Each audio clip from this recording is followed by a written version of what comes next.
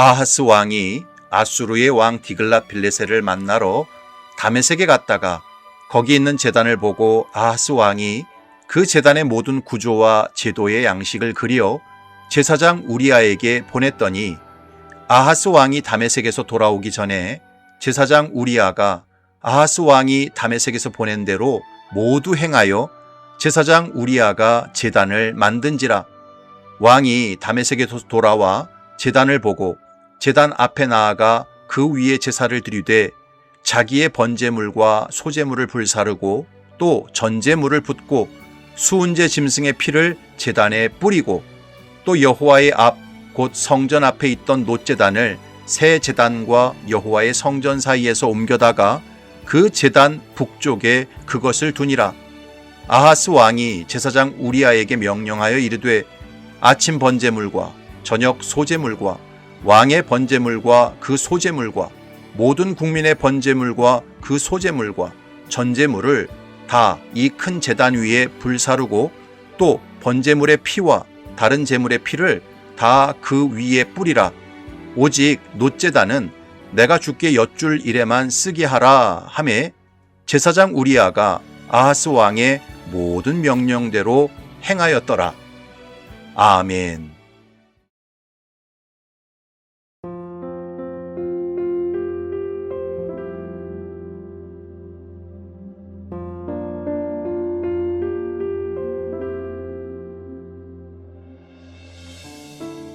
옛날 평안북도 선천 어느 시골 마을에 조상 대대로 산신령을 섬기는 마을이 있었습니다. 이 마을은 해마다 산신령에게 제사를 드리기 위해 마을 사람들이 돈을 모아 소를 사고 제사상을 준비했답니다. 그런데 그 마을에 예수님을 잘 믿는 이숙녀라는 새댁이 있었는데 이 새댁은 예수님을 믿기 때문에 제사를 지내는데 가지도 않고 제사상을 차리는데 돈도 내지 않았답니다. 그러다 보니 마을 사람들이 싫어했습니다.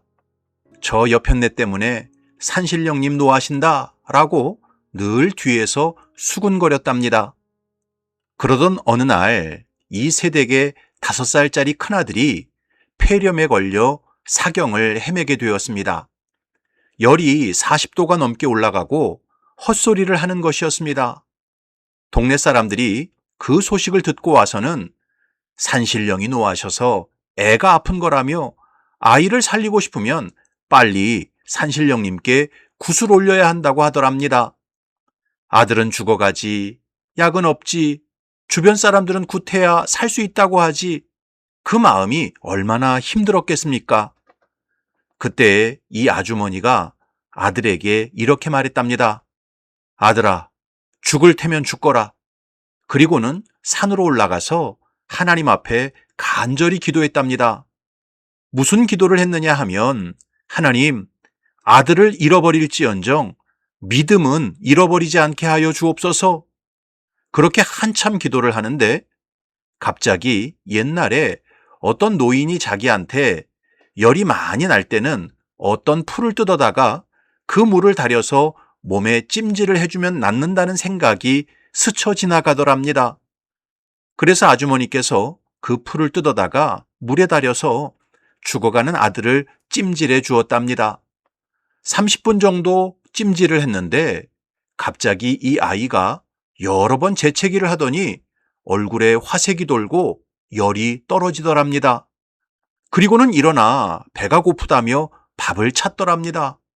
그래서 밥을 줬더니 그 자리에서 밥 한 그릇을 다 비우고 거뜬해지더랍니다.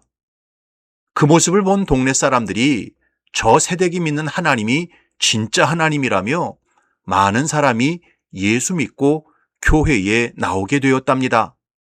여러분, 그 아주머니가 누구인지 아십니까? 바로 광림교회 김선도 목사, 금난교회 김홍도 목사, 임마누엘교회 김국도 목사의 모친이었습니다. 그리고 5살짜리 아들이 김선도 목사님이었습니다. 여러분, 김선도 목사님의 어머니께서 아들이 폐렴으로 죽어갈 때 그 아들 살리겠다고 산신령에게 구슬했다면 그 아들이 살아났을까요? 절대 살아나지 않았습니다. 오히려 하나님 앞에서 배교자가 되었을 것이고 복은커녕 저주받는 인생이 되었을 것입니다. 더 큰 고통과 어려움을 겪는 인생이 되었을 것입니다. 그러나 김선도 목사님의 어머니께서는 끝까지 믿음의 절개를 지키고 하나님을 향한 소망의 끈을 놓지 않았습니다. 그랬을 때 하나님께서는 가장 수월하게 문제를 해결해 주셨고 자자손손 복을 받게 하셨습니다. 여러분, 예수 믿는 사람이 인생을 가장 수월하게 사는 비결은 끝까지 하나님 의지하고 말씀의 길을 걸어가는 것입니다. 아무리 어렵고 힘든 일을 만나도 하나님을 향한 소망의 끈을 놓지 않는 것입니다. 그러나 예수 믿는다고 하면서 자꾸 말씀의 길을 버리고 세상 길로 나아가고 하나님 아닌 세상 것에 소망을 두고 살면 가장 어려운 인생을 살게 됩니다. 오늘 본문에 나오는 남유다의 아하스 왕이 바로 그런 인생을 살았습니다. 아하스가 여러 고통과 문제 앞에서 하나님을 절대적으로 신뢰하고 말씀의 길을 걸어갔다면 그는 모든 고통과 문제를 능히 이기고 극복했을 것입니다. 그러나 아하스는 하나님을 신뢰하기보다는 아수르 제국의 디글랏 빌레셀을 신뢰했습니다. 말씀의 길을 걸어가기보다는 세상 승리자들의 길을 따라갔습니다.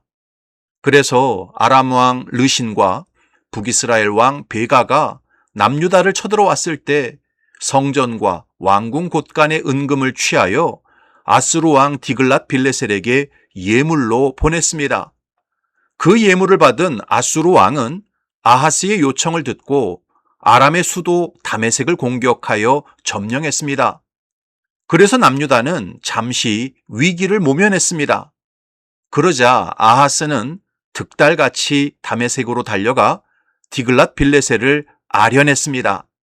10절과 11절을 보면 아하스 왕이 아수르의 왕 디글랏 빌레셀을 만나러 다메섹에 갔다가 거기 있는 제단을 보고 아하스 왕이 그 제단의 모든 구조와 제도의 양식을 그려 제사장 우리아에게 보냈더니 아하스 왕이 다메섹에서 돌아오기 전에 제사장 우리아가 아하스 왕이 다메섹에서 보낸 대로 모두 행하여 제사장 우리아가 제단을 만든지라.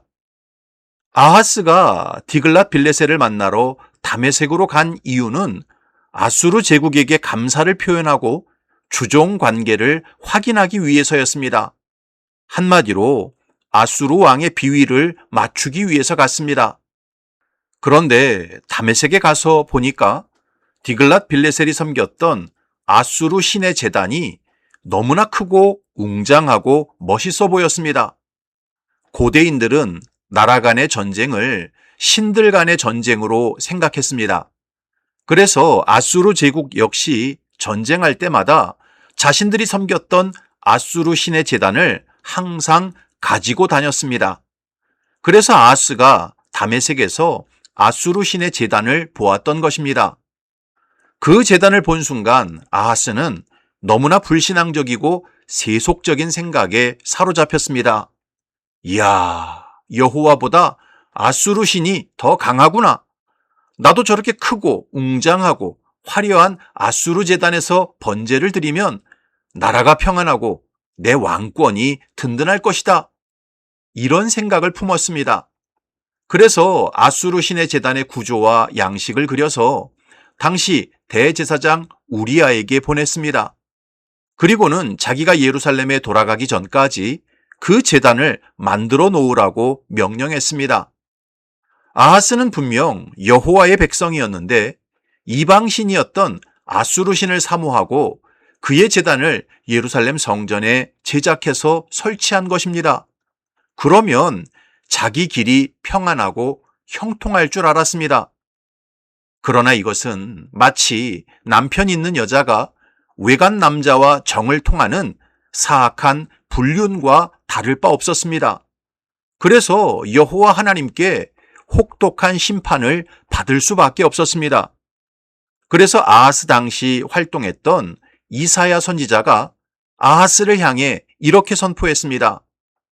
그날에는 여호와께서 애굽 하수에서 먼 곳의 파리와 아수르 땅의 벌을 부르시리니 다 와서 거친 골짜기와 바위 틈과 가시나무 울타리와 모든 초장에 앉으리라. 그날에는 주께서 하수 저쪽에서 세내어온 삭도 곧 아수르 왕으로 내 백성의 머리털과 발털을 미실 것이요 수염도 깎으시리라.